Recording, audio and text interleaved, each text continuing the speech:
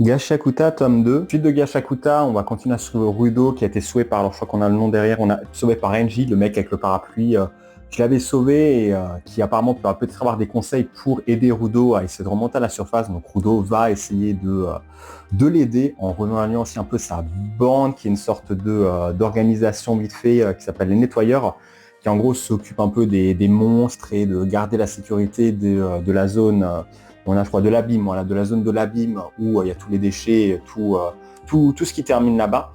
Ça reste plutôt intéressant. On va voir Zenka aussi ici. Ouais, Zenka, c'est ça son nom, qui va devenir un peu le maître, un peu ou le mentor de Rudo pour lui apprendre à utiliser son Genki. Son Genki. Ouais, j'ai encore quelques doutes là-dessus. Pour savoir comment l'utiliser et développer un petit peu ses pouvoirs. On va avoir quelques petits affrontements déjà entre les deux et une animosité qui se crée un peu entre eux. On a aussi un peu le début du groupe avec un quatrième personnage, ce que j'arrivais un peu à la trouver, voilà, qui s'appelle Ryo. Donc on a Zenka ici, on a Rudo, Enji, du coup le mec avec le parapluie, est-ce que j'arrive à le trouver aussi encore quelque part pour montrer peut-être un peu le début de la bande. Ouais, on le voit vite fait un peu par là.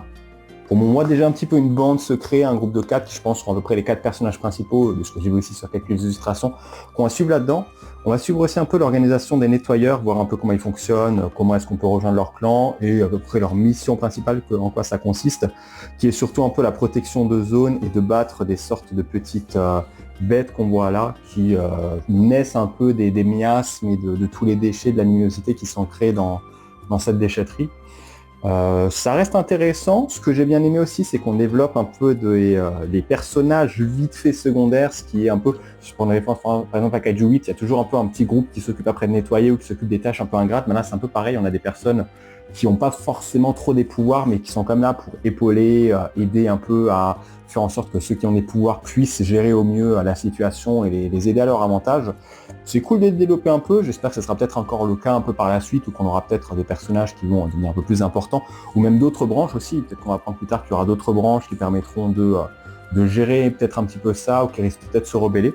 Donc ouais, ça reste sympa, on a vite fait après l'intrigue qui commence à se développer un peu plus avec Rudo qui se dit bah merde, mon pouvoir je le maîtrise pas forcément encore trop, finalement mon chemin pour la vengeance risque peut-être d'être un peu plus long. L'introduction maintenant est passée, donc on voit un peu le premier cheminement avec la première étape que Rudo va devoir surmonter, qui est vraiment prendre connaissance de ses pouvoirs et essayer d'acquérir de la force pour se hisser au même niveau que les autres et pouvoir faire un bon boulot de nettoyeur.